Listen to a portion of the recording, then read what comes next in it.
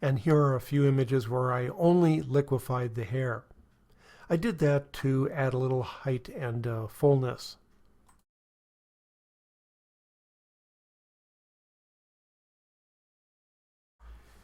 And hair in the face is something that we've done for a long time as well.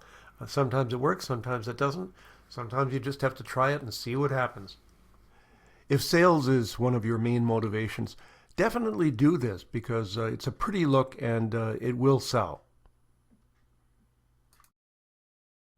When I do this, I like to see at least one clear eye.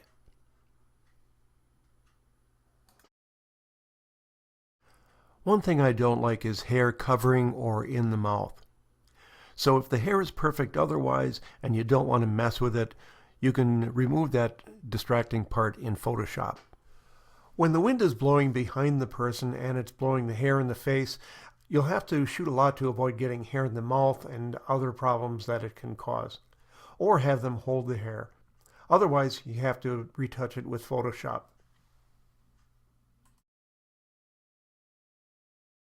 When the wind is blowing the hair, it's a safer thing to do to have the person turn their face toward the wind.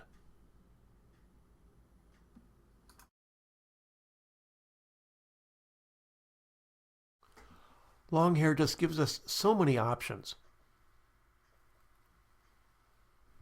We did this one by having her tip her head down and then flip her head back and then fire the camera with flash.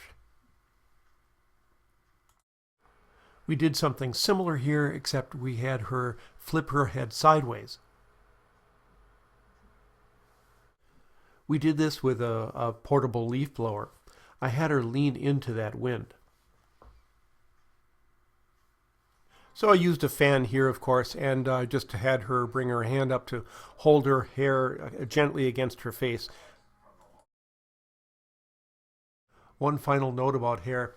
I don't like to cut it off halfway. So with longer and straight hair, I really like to show it all.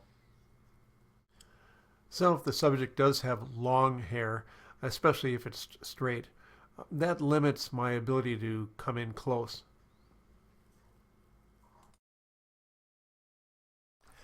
For a girl with hair like this, it'd be a shame to cut it off. And yet that's what I did here. I was going for this composition, but that ended up chopping her hair. So I had her push it up, and that solved the problem.